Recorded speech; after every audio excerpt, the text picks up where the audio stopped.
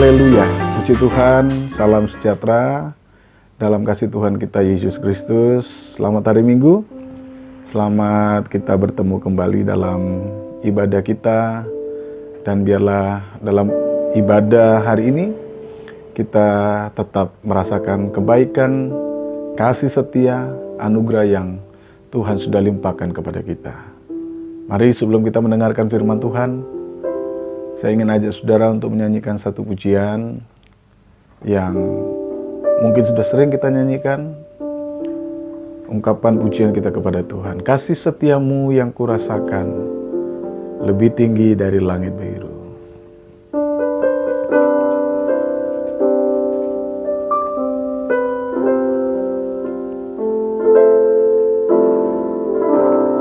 Kasih setiamu yang kurasakan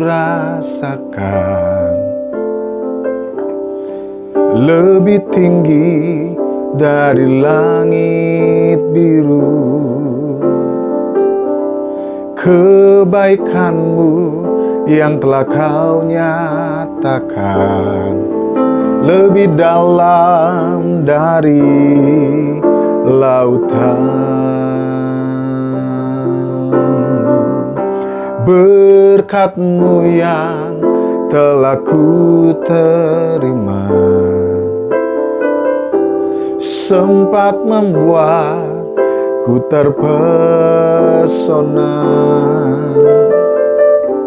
Apa yang tak pernah ku pikirkan, itu yang kau sediakan bagiku. Siapakah aku ini, Tuhan? Jadi biji mata-Mu.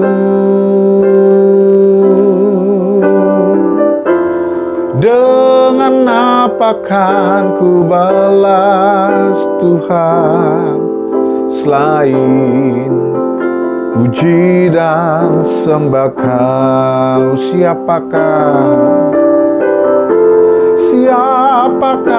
aku ini, Tuhan? Jadi biji mata-Mu.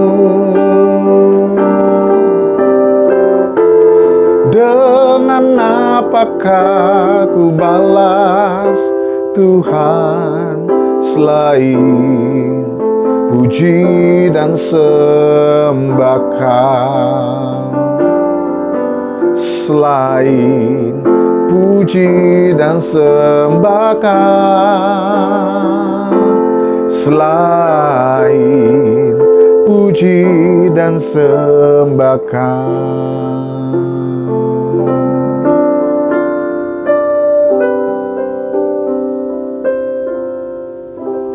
Mari kita bersama-sama berdoa kepada Tuhan. Bapa, di dalam nama Yesus, Allah yang penuh kasih dan cinta, Allah yang penuh rahmat, dan senantiasa mengasihi dan mengaruniakan yang terbaik kepada kami anak-anak-Mu. Hari ini kami datang beribadah, memuji, memuliakan nama-Mu, dan kami akan belajar dari firman Tuhan. Mari Engkau pimpin dan urapi kami. Setiap pemberitaan firman-Mu kiranya menolong kami, mengingatkan kami, menyadarkan kami, bahkan memberi kami visi baru, pemahaman yang baru untuk kami dapat membawa seluruh kehidupan kami menjadi pribadi yang hidup berkenan di hadapan Tuhan. Berkati kami semua, berkati setiap anak-anak-Mu yang ada di rumah. Mereka yang menyaksikan pemberitaan firman Tuhan, kiranya diberkati oleh Tuhan. Dalam nama Tuhan kami Yesus Kristus, kami siapkan hati kami untuk belajar dari firman-Mu. Haleluya. Amin. Puji Tuhan. Bapak, Ibu, dan saudara yang dikasihi oleh Tuhan Yesus Kristus, kiranya Tuhan selalu menyertai dan memberkati kita.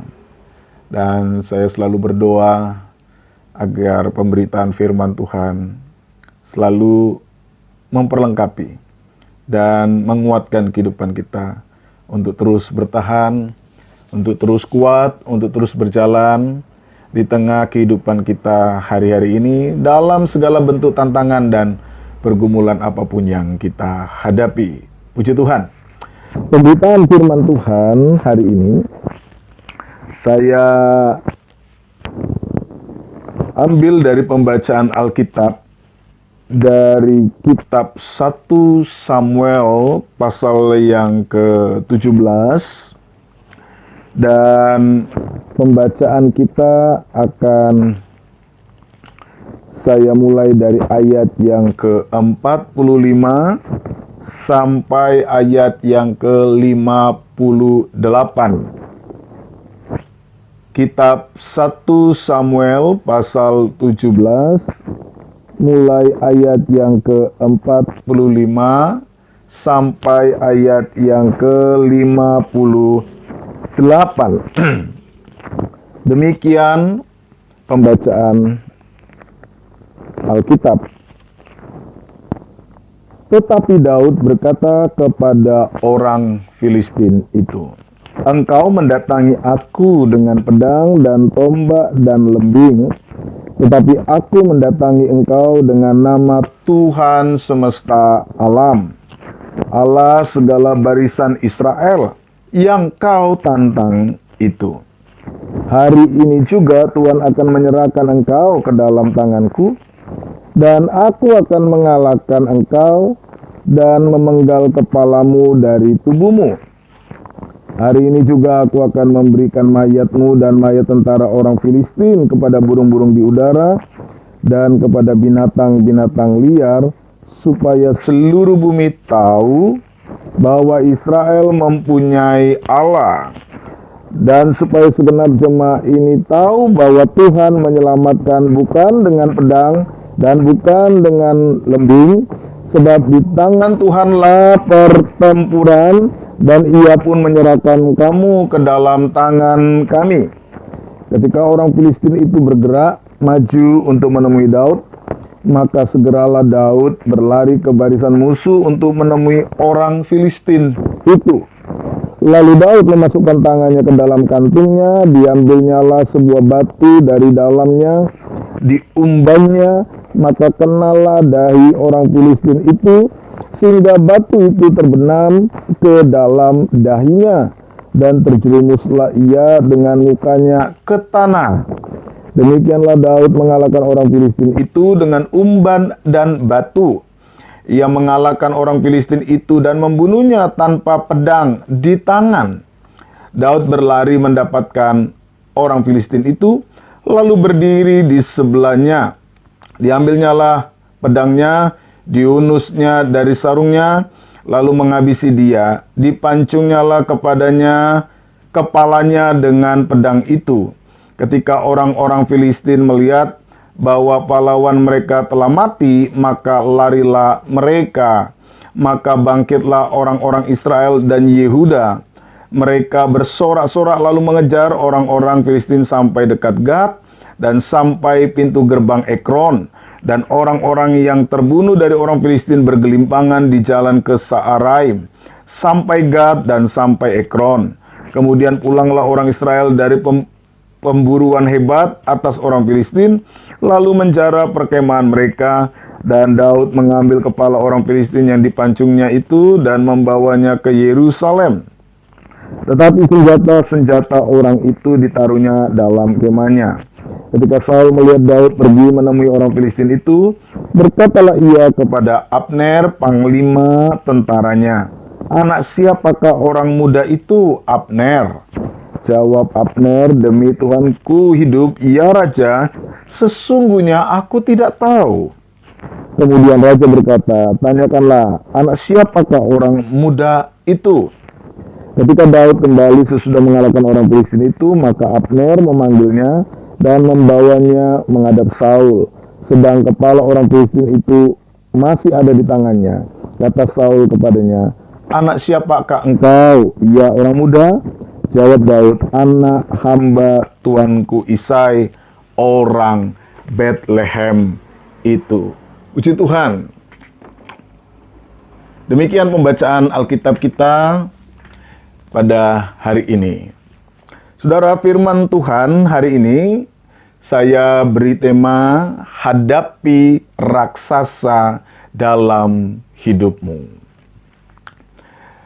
Ada satu film Kristen yang saya kira cukup luar biasa dan sangat menginspirasi, yaitu Facing the Giants.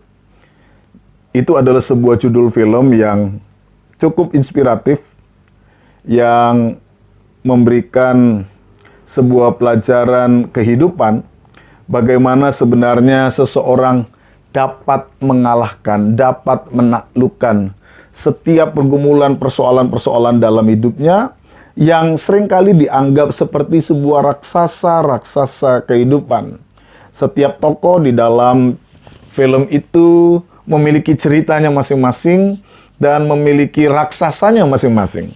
Namun secara singkat, film itu menggambarkan bagaimana setiap orang mampu menghadapi pergumulannya, mampu menghadapi raksasa-raksasa kehidupannya.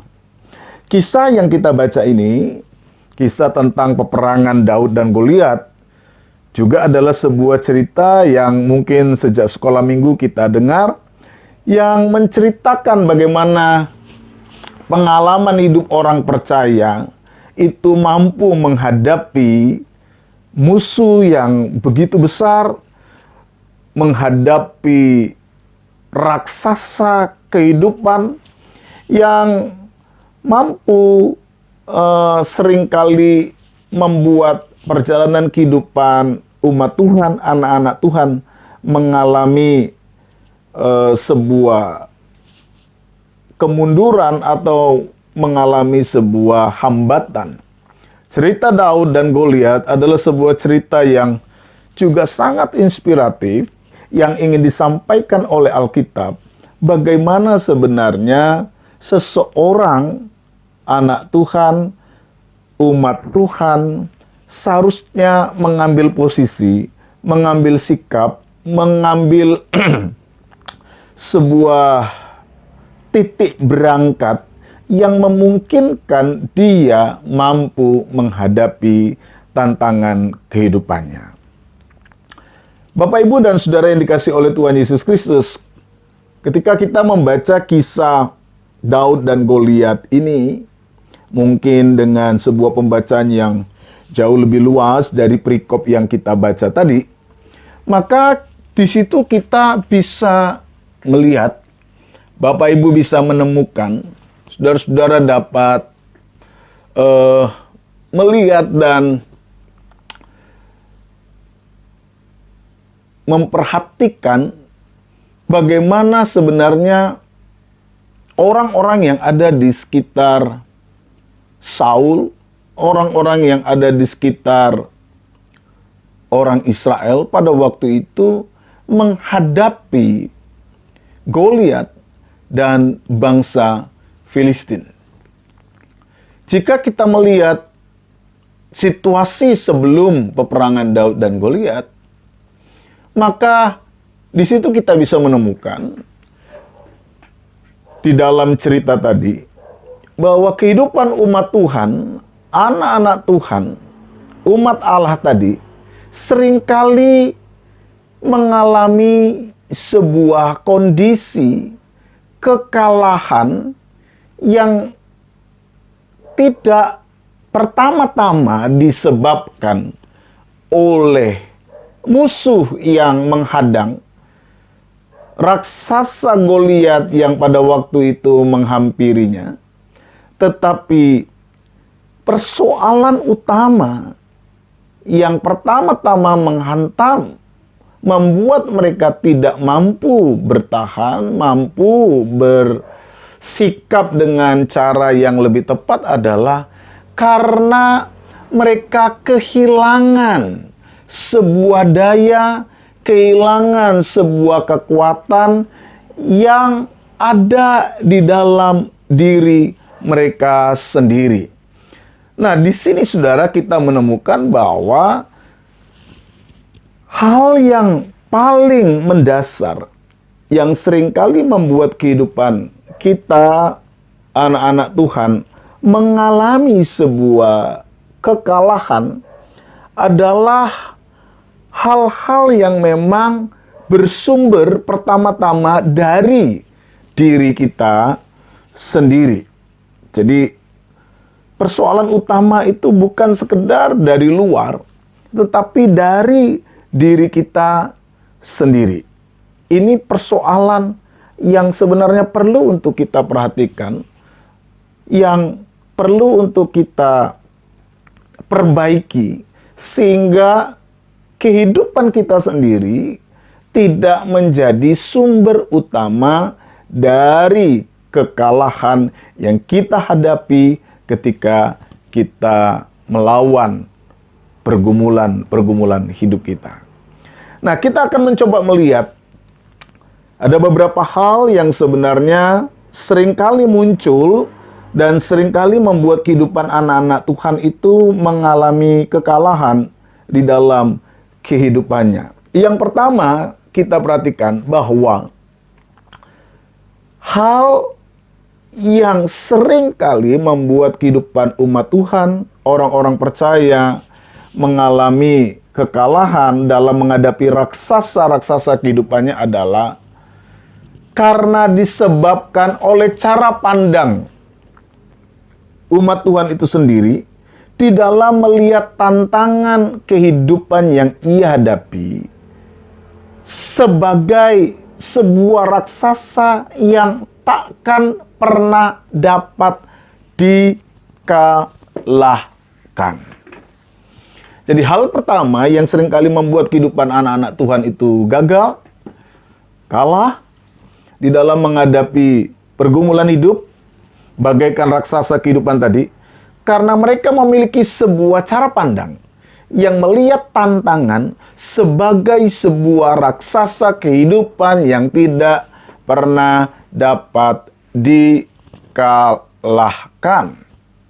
Itu tercermin dalam sikap Saul ketika Saul pertama sekali menghadapi dan menerima tantangan dari seorang yang bernama Goliat. Kalau Bapak Ibu membaca ayat 33, perikop dari pasal 17 ini, maka kita sendiri akan dapat menemukan sebuah sikap yang datang dari seorang Saul yang berkata, "Tidak mungkin engkau dapat menghadapi orang Filistin itu untuk melawan dia, sebab engkau masih muda, sedang dia sejak dari masa mudanya telah menjadi prajurit." Ini sebuah ungkapan yang dikatakan oleh Saul kepada Daud. Ketika Daud mengambil inisiatif untuk melawan Goliat. Ayat-ayat ini tadi kita tidak baca karena memang pembacaannya cukup panjang sedangkan waktu kita terbatas. Jadi saya memotong pembacaan kita dari ayat 45 sampai ayat 58. Tetapi di dalam ayat yang ke-33, kita akan menemukan sebuah sikap yang lahir dari seorang Saul. Ketika Daud berinisiatif untuk melawan Goliat, apa yang Saul katakan? Engkau tidak akan mampu mengalahkan Goliat itu. Sebab dari mudanya Goliat itu sudah prajurit. Sedangkan kamu, kamu masih muda. Kamu mungkin belum punya pengalaman. Kamu masih terlalu dini. Kamu tidak memiliki latar belakang kemampuan seorang prajurit. Dan kamu pasti kalah. Saudara, ini sikap pertama yang seringkali membuat kita itu gagal. Bukan datang dari luar saja, tetapi persoalan utama itu datang dari kita. Ketika kita berpikir bahwa tantangan kehidupan itu seperti sebuah raksasa yang tidak dapat dikalahkan, maka pada saat itu juga kita tidak akan pernah dapat menang menghadapi raksasa-raksasa kehidupan kita, menghadapi pergumulan-pergumulan kita. Kenapa? Karena pada waktu itu kita sudah memberikan sebuah keputusan, saya tidak akan menang. Saudara, ini adalah sebuah sikap berpikir yang sebenarnya tidak tepat dan tidak seharusnya dimiliki oleh kehidupan anak Tuhan. Sebab sekali orang berpikir bahwa ia tidak bisa, ya ia tidak akan pernah bisa. Alam bawah sadarnya sudah membenamkan sebuah daya kemampuan yang sebenarnya dapat ia latih, dapat ia munculkan, dapat ia kembangkan untuk menghadapi tantangan dan pergumulan itu. Ini hal pertama yang perlu kita perhatikan dengan sungguh-sungguh. Ketika kita melihat bahwa pergumulan, tantangan itu sebagai sebuah raksasa yang tidak dapat dikalahkan, maka pada saat itulah kita tidak akan pernah mengalahkan tantangan-tantangan kehidupan kita. Karena kita sudah memvonis, kita sudah mengambil sebuah keputusan, kita mengambil sebuah pemahaman bahwa kita tidak akan pernah. Maka pada saat yang sama, tidak akan pernah ada upaya, tidak akan pernah ada usaha, tidak akan pernah ada sebuah tindakan untuk terus belajar, untuk terus berjuang, untuk terus mencoba menghadapi tantangan kehidupan kita. Karena kita sudah berkata kepada diri kita, aku tidak bisa, aku tidak mampu, aku tidak dapat. Itu sebuah perkataan-perkataan yang tidak pernah memberi manfaat dan memotivasi kehidupan kita. Kita tidak boleh terjebak di dalam hal ini. Ini yang pertama kita lihat, bahwa hal yang seringkali membuat kita gagal dalam menghadapi hidup itu adalah sebuah cara pandang yang melihat tantangan, pergumulan sebagai sebuah raksasa kehidupan yang tidak akan pernah dapat kita kalahkan. Yang kedua, hal yang seringkali membuat kita tidak dapat kuat menghadapi pergumulan hidup kita adalah sikap yang menghancurkan diri sendiri dengan cara pandang yang salah atas diri sendiri. Kalau yang pertama tadi kita melihat tantangan itu sebagai sesuatu yang tidak pernah bisa kita kalahkan, hal kedua adalah cara pandang yang keliru terhadap diri sendiri. Cara pandang yang salah atas diri sendiri. Cara pandang yang tidak tepat pada diri kita sendiri. Ini hal kedua yang sebenarnya kita harus buang jauh-jauh. Kita tidak pernah mau melihat bahwa sebenarnya di dalam diri kita ada sebuah potensi-potensi yang besar. Ada sebuah daya yang besar. Ada sebuah kekuatan yang besar di dalam diri kita sebagai seorang manusia. Tapi ketika kita sudah punya gambar diri yang keliru, cara pandang yang keliru terhadap diri, maka hal itu mengakibatkan sebuah sikap yang akan menghancurkan diri kita sendiri. Jadi akibat dari pandangan yang pertama adalah sikap yang melihat diri kita sebagai pribadi yang lemah. Kita merasa bahwa diri kita tidak bisa. Kita merasa bahwa diri kita tidak mampu. Sebab kita melihat musuh terlalu besar. Musuh tidak pernah dapat kita kalahkan. Saudara, sikap yang sama kurang lebih pernah dihadapi oleh Yosua dan Kaleb ketika orang-orang Israel yang keluar dari Mesir merasa bahwa diri mereka tidak akan pernah mampu untuk mengalahkan orang-orang Kanaan akibat informasi yang disampaikan oleh 10 pengintai lainnya yang menganggap diri mereka kecil seperti belalang yang tidak akan pernah mampu menghadapi Kanaan. Akibatnya apa?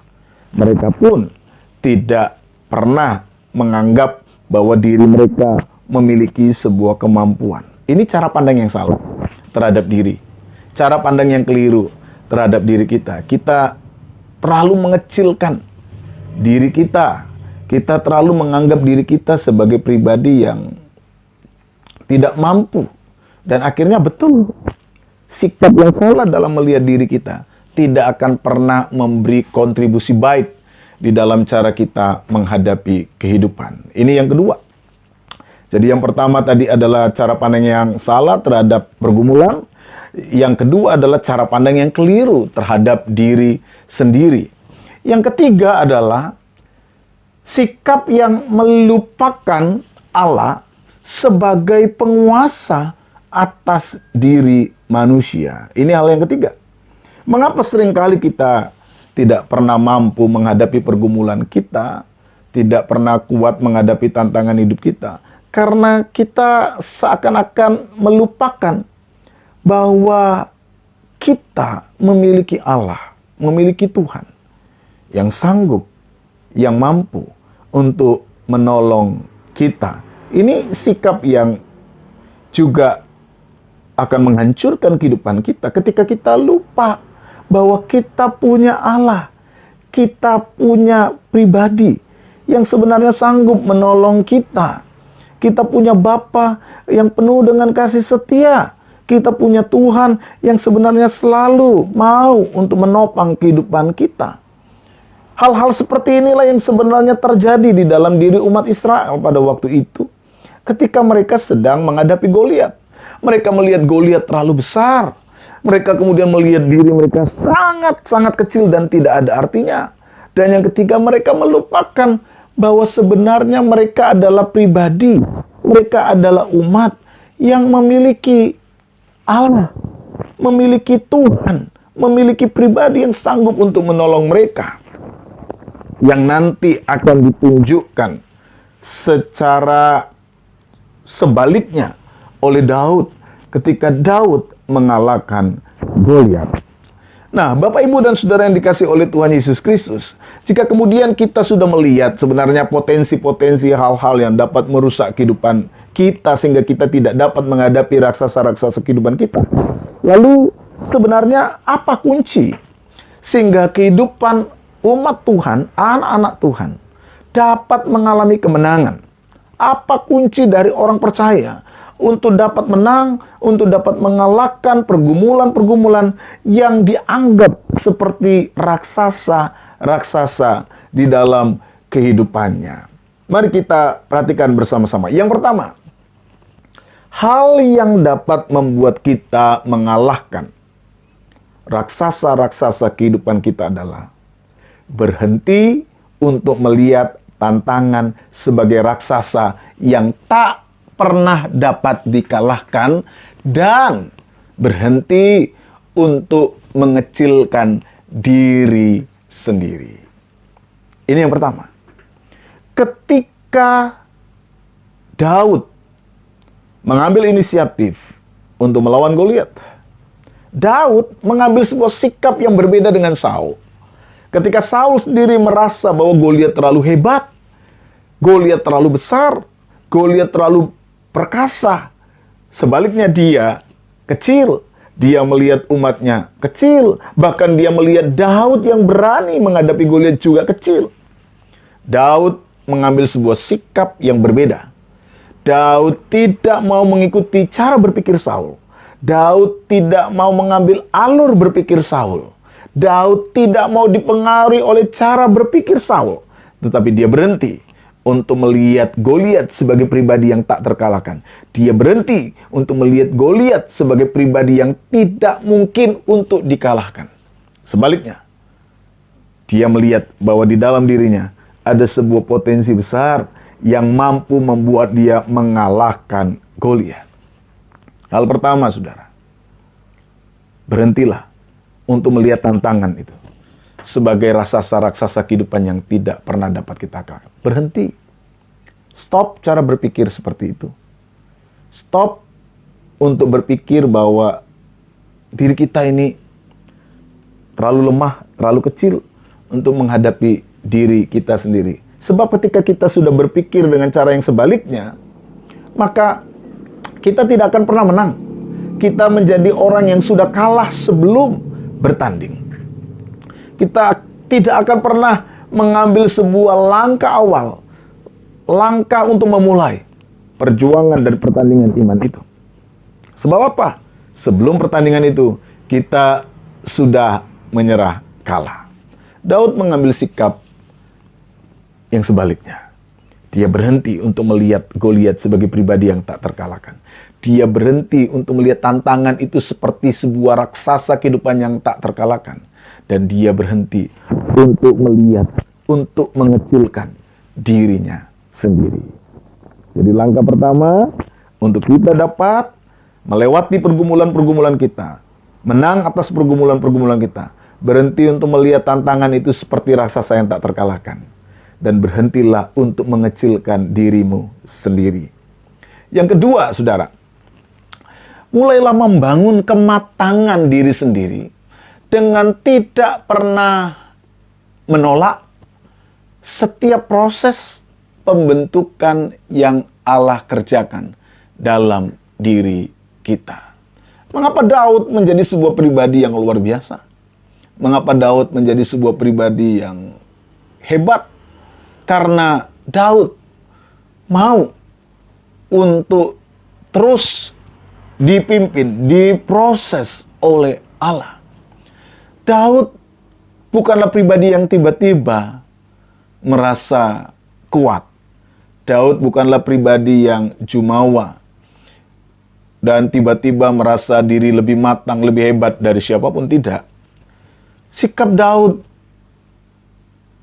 yang berani mengambil inisiatif untuk berperang melawan Goliat adalah sebuah sikap yang lahir dari sebuah proses kematangan diri di dalam melihat, di dalam mengambil sikap untuk tetap mau ada dalam proses pembentukan Tuhan. Jauh-jauh hari sebelum Daud menghadapi Goliat, Tuhan sudah memproses Daud.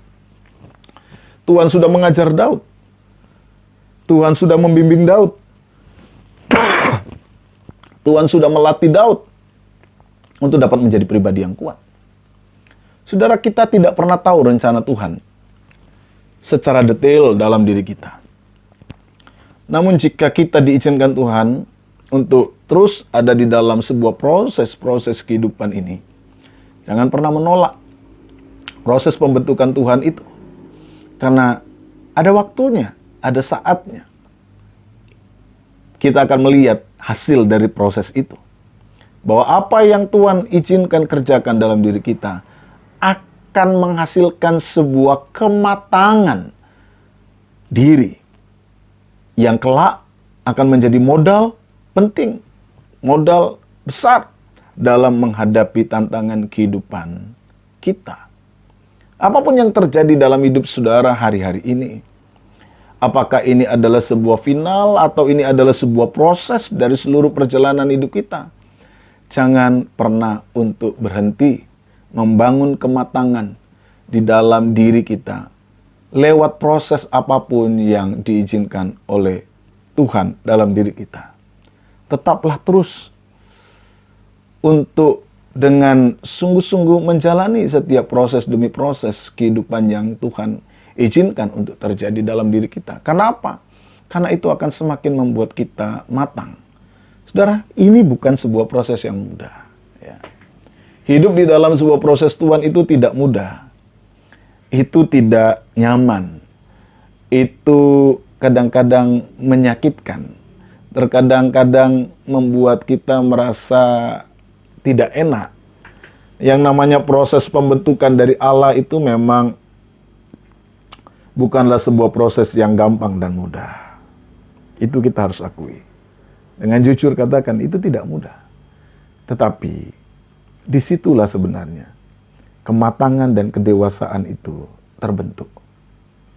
Kondisi, situasi yang dihadapi di dalam hari-hari pemrosesan itu adalah sebuah situasi yang membuat kita dapat membedakan, dapat melatih, dapat melihat apa dan bagaimana sebenarnya tantangan itu, dan seperti apa sikap kita harus dibangun di dalam menghadapi pergumulan-pergumulan hidup seperti itu.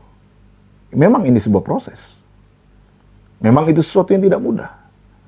Tetapi disitulah kita dapat melihat segala sesuatu yang seharusnya, yang sepatutnya, yang tepat, yang baik, yang perlu kita ambil, sikap yang perlu kita bangun dalam menghadapi itu.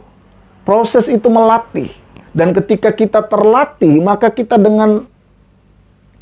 dapat dengan tepat memposisikan diri kita di dalam setiap pergumulan-pergumulan yang kita hadapi dalam masa-masa hidup kita selanjutnya. Kenapa? Terlatih. Sama seperti orang yang sudah terlatih di dalam menghadapi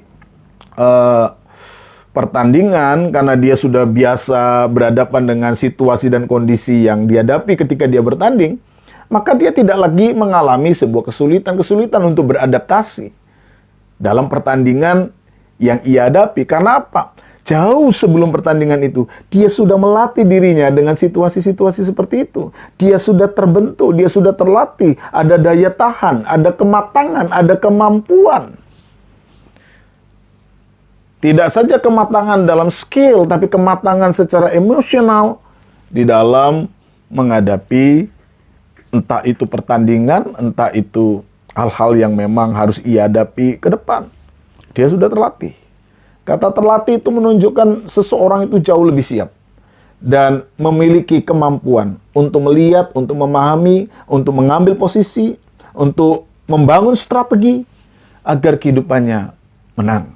Daud jauh-jauh hari telah mengalami proses itu. Dan ketika ia matang, ia sanggup mengambil sebuah posisi yang tepat, yang tidak dimiliki oleh Saul, tidak dimiliki oleh banyak orang Israel pada waktu itu.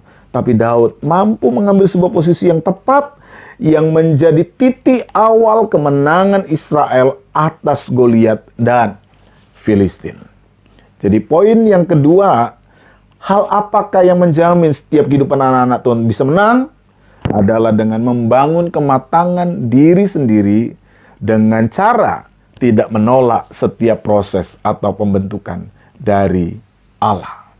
Yang ketiga, saudara, kunci untuk kita dapat menang menghadapi pergumulan-pergumulan hidup ini adalah tidak pernah dan tidak menjadi orang lain. Kunci yang ketiga. Untuk dapat menang, kita tidak perlu menjadi orang lain. Ketika Daud hendak berperang melawan Goliat, Saul akhirnya menawarkan baju jirahnya. Daud, pakai baju jirahku. Kamu kan mau berperang. Berperang itu harus pakai baju zirah. Kamu pakai baju zirahku. Tapi apa yang Daud katakan? Tuanku, aku tidak bisa pakai baju zirah ini. Mau berjalan pun aku tidak bisa. Mungkin bajunya kebesaran. Baju zirah itu terlalu berat. Atau Daud tidak pernah punya pengalaman pakai baju zirah itu. Dan akhirnya apa yang terjadi, saudara? Apakah kemudian gara-gara tidak pakai baju zirah Daud tidak berperang? Tidak. Alkitab tidak katakan seperti itu. Daud tetap maju. Daud tetap berperang. Daud tetap melawan Goliat. Daud tetap menghadapi Goliat. Tetapi Daud menghadapi Goliat dengan caranya sendiri. Kadang-kadang kita tidak bisa menipu diri kita sendiri. Dan kita tidak akan pernah bisa menjadi orang lain. Kesuksesan tidak selalu harus membuat kita tidak dapat menjadi diri sendiri. Setiap orang punya kelebihan, setiap orang punya kekurangan. Setiap orang itu punya kemampuannya sendiri-sendiri. Namun hal yang paling penting adalah bukan hanya sekedar bagaimana saya menjadi orang lain, saya meniru orang lain, tetapi bagaimana dia mampu mendisiplinkan dirinya. Dia mampu mengenal dirinya. Dia tahu kelebihan-kelebihan yang ada dalam dirinya. Dia mengenal juga kekurangan-kekurangan yang ada dalam dirinya. Nah, ketika dia mengenal kelebihan, dia mengenal kekurangannya, dan mampu mendisiplinkan dirinya untuk dapat menghadirkan hal-hal yang jauh lebih kuat di dalam dirinya, disitulah kemudian dia dapat menjadi pemenang. Kita kadang-kadang tidak bisa menjadi orang lain. Kita tidak selalu bisa mencontoh orang lain. Karena setiap orang itu punya situasi konteks yang berbeda dan tidak selalu sama dengan orang lain. Setiap orang punya konteks khasnya masing-masing. Setiap orang punya karakteristiknya masing-masing. Setiap orang punya kelebihannya masing-masing dan punya kekurangannya masing-masing. Hal yang terpenting adalah bagaimana kemudian kita mampu mendisiplinkan diri kita. Bentuk pendisiplinan diri kita adalah dengan mampu menguatkan hal-hal yang kuat dalam diri kita, dan menjaga sisi-sisi lemah dalam diri kita. Di situ ketika orang mampu menemukan potensi, mampu menguatkan apa yang ia dapat lakukan, saya yakin disitulah sebenarnya kunci kemenangan itu. Daud tidak menjadi orang lain. Daud menjadi dirinya sendiri. Daud berperang dengan caranya sendiri.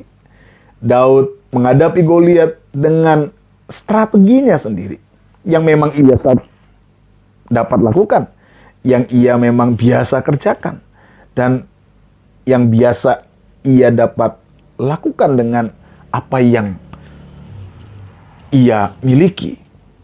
Itulah yang dikerjakan oleh Daud. Itulah yang dilakukan oleh Daud. Daud tidak datang dengan lembing, tidak datang dengan pedang, karena Daud tidak terbiasa menggunakan itu. Daud berperang melawan Goliat dengan apa yang ia miliki, dengan kemampuan yang ia miliki. Namun ia kerjakan itu dengan sungguh-sungguh. Dan akhirnya Daud dapat mengalahkan Goliat. Jadi hal ketiga, bagaimana kehidupan seorang anak Tuhan mampu mengalahkan raksasa-raksasa kehidupannya adalah dengan menjadi diri sendiri, tidak menjadi orang lain. Lalu saudara, yang terakhir adalah Daud mengajarkan sebuah prinsip penting yang tidak kita boleh lupakan, adalah menghadapi berbagai pergumulan, berbagai raksasa-raksasa kehidupan kita bersama-sama dengan Allah. Hal terakhir yang ingin diungkapkan dalam cerita peperangan Daud dan Goliat ini adalah Daud menang, Daud berperang bersama-sama dengan Allah. Saudara, kalau saudara memperhatikan pembacaan kita tadi, maka saudara akan menemukan ungkapan-ungkapan penulis yang dengan detail menjelaskan apa-apa yang dipakai oleh Daud. Penulis menjelaskan tentang batu yang digunakan oleh Daud, yang kemudian mampu menembus dahi orang Filistin, Goliat itu, dan bagaimana kemudian batu itu dapat sampai terbenam ke dalam dahinya. Dan kemudian dengan itu terjerumuslah Goliat sampai ke tanah, dan Daud mengalahkan Goliat. Saudara, kalau saudara perhatikan bacaan itu dengan cermat, saudara akan melihat bagaimana kesimpulan-kesimpulan penulis ini ingin memberikan sebuah pesan penting. Misalnya saudara perhatikan dalam ayat yang ke-50, demikianlah Daud mengalahkan orang Filistin itu dengan umban dan batu. Mengapa kata umban dan batu ini diungkapkan? Biasanya kan cukuplah, demikianlah Daud mengalahkan orang Filistin itu, stop. Tapi keterangan kata umban dan batu yang dipakai untuk mengalahkan orang Filistin itu dan membunuhnya, bahkan ada keterangan lain, tanpa pedang di tangan. Tentu kalimat-kalimat ini bukanlah sebuah kalimat-kalimat bebas tanpa makna. Kalimat-kalimat yang keluar tanpa sebuah pertimbangan maksud penulis. Saya yakin bahwa di balik cara penulis mengungkapkan kemenangan Daud, penulis ingin menunjukkan sebuah ide gagasan yang sebenarnya sudah ingin ia perkenalkan sejak Daud mengambil sikap dan merespon Goliat. Ketika Daud berkata kepada Goliat, "Engkau mendatangi aku dengan pedang dan tombak dan lembing, tetapi aku mendatangi engkau dengan nama Tuhan semesta alam, Allah segala barisan Israel yang kau tantang itu." Di balik ungkapan Daud ini, penulis ingin menunjukkan ide, konsep, keyakinan iman orang Israel. bahwa kemenangan itu, kemenangan Daud, kemenangan umat Israel adalah kemenangan yang datang dari Tuhan. Apa yang ingin diungkapkan di sini? Bahwa sebagai orang percaya, umat Tuhan, kita perlu sadar bahwa segala upaya yang kita kerjakan dan lakukan tidak akan pernah dapat kita bisa lepaskan dari karya dan campur tangan Tuhan. Dengan iman, ini diungkapkan oleh penulis. Pernyataan di mana Daud mengalahkan Goliat orang Filistin itu dengan umban dan batu dan tanpa pedang, ingin menunjukkan bahwa Goliat yang hebat itu pun kalah ketika Allah hadir, Allah bertindak, Allah berjuang atas kehidupan umatnya. Jadi inilah hal keempat yang ingin diungkapkan di dalam bacaan ini. Bagaimana kehidupan orang-orang beriman itu dapat mengalahkan raksasa-raksasa kehidupannya. Bapak, Ibu, dan Saudara yang dikasihi oleh Tuhan Yesus Kristus. Inilah 4 hal poin penting yang perlu untuk kita renungkan dengan sungguh-sungguh. Ya. Kita berhenti untuk melihat tantangan itu seperti raksasa, berhenti untuk mengecilkan diri sendiri. Terus, yang kedua, membangun kematangan diri kita di dalam segala proses yang diizinkan Tuhan untuk kita hadapi. Yang ketiga, kemudian tidak perlu menjadi orang lain, tapi yakinlah pada potensi, yakinlah pada dirimu sendiri. Dan yang keempat, hadapilah setiap tantangan itu bersama-sama dengan Allah.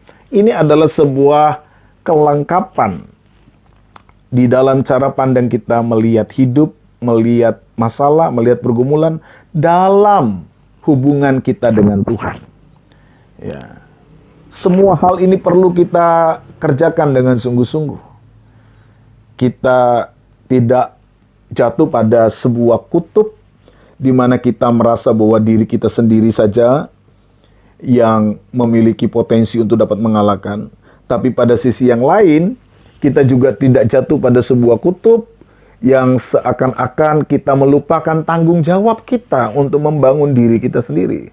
Ayat-ayat yang kita baca ini cukup komprehensif di dalam melihat bagaimana sebenarnya hidup itu perlu untuk dibangun secara konstruktif.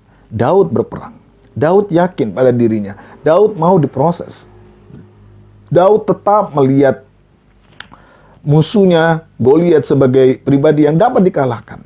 Namun pada sisi yang lain, Daud juga mengakui bahwa hidup yang ia jalani adalah sebuah hidup yang hanya akan dapat dijalani dengan baik kalau Tuhan beserta dengan dia. Seluruh aspek dalam kehidupan kita perlu kita pertimbangkan dengan sungguh-sungguh. Kita melatih diri kita terus belajar mengembangkan diri kita, namun pada saat yang sama kita juga terus mengembangkan keyakinan, iman, kesadaran tentang Tuhan, keyakinan tentang Allah. Karena kita tahu bahwa segala sesuatu yang kita kerjakan pun datang dari Allah. Semuanya perlu kita hadapi dengan sungguh-sungguh. Ya, semuanya kita perlu bangun dengan seimbang. Kita tidak boleh jatuh pada polarisasi-polarisasi yang tidak sehat. Ya. Menganggap hidup beriman kepada Allah, tetapi kemudian melupakan tanggung jawab, kesiapan yang perlu kita bangun dalam diri kita. Atau pada sisi yang lain, kita terlalu kuat mengagungkan diri kita sendiri, tapi kemudian melupakan dengan Allah.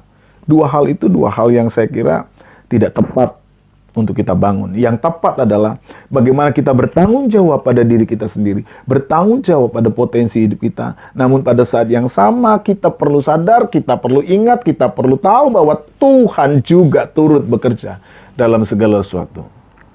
Ketika kita membangun sebuah gagasan kehidupan yang jauh lebih lengkap, jauh lebih baik, jauh lebih komprehensif di dalam menghadapi hidup ini, saya percaya kita akan dimampukan untuk terus menang dalam menghadapi pergumulan-pergumulan yang ada di depan kita. Kita tidak pernah tahu pergumulan itu sampai kapan akan berakhir.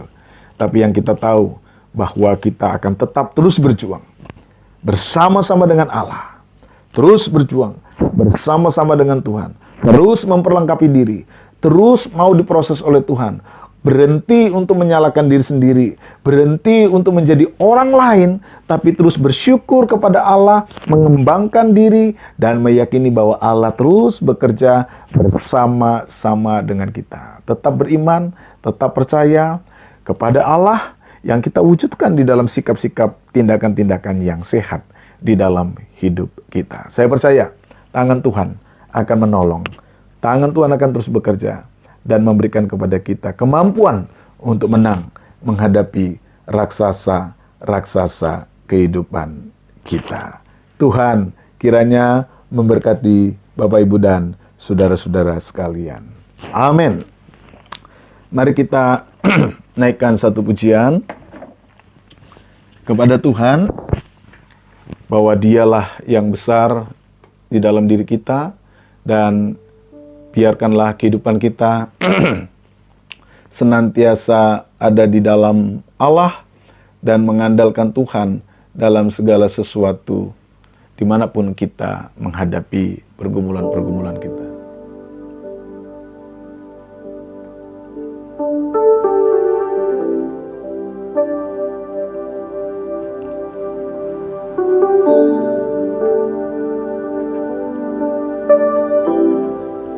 Dia terlebih besar, Dia terlebih besar, Dia terlebih besar, Dia terlebih besar di dalamku, di dalamku.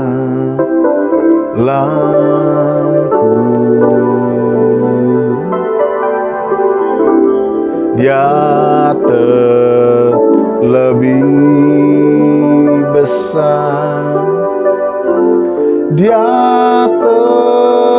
terlebih besar di dalamku selama-lamanya. Dia terlebih besar, Dia terlebih besar di dalamku, di dalamku.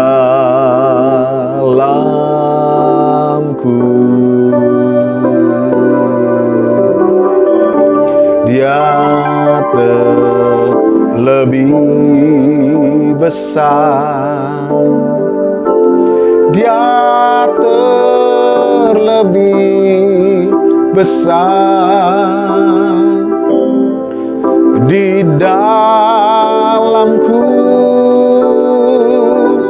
selama-lamanya. Di dalamku selama-lamanya.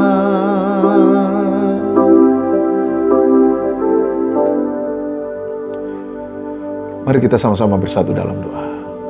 Bapa, terima kasih. Engkau sudah berbicara bagi kami, dan biarkanlah firman-Mu itu memberikan kepada kami kekuatan.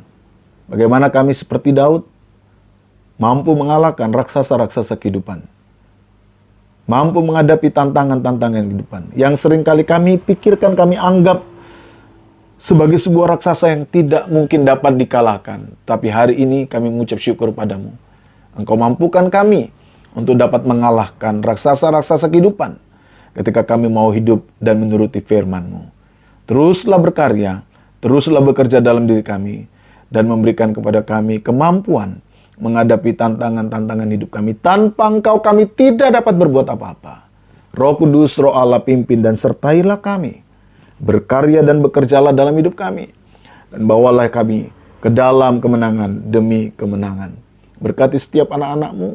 Berkati setiap pribadi yang mendengar firman-Mu. Dan biarlah mereka menjadi pribadi yang menang bersama-sama dengan Tuhan. Turunlah berkat-Mu atas kami sekalian. Berkat dari Allah Bapa, Putra, dan Roh Kudus, yaitu dalam nama Tuhan Yesus Kristus menyertai kami sekalian. Hari ini sampai selama-lamanya. Dalam berkat nama Tuhan Yesus Kristus. Haleluya. Amin. Tuhan kiranya memberkati Bapak, Ibu, Saudara sekalian. Tampillah menjadi pemenang demi pemenang. Haleluya. Puji Tuhan.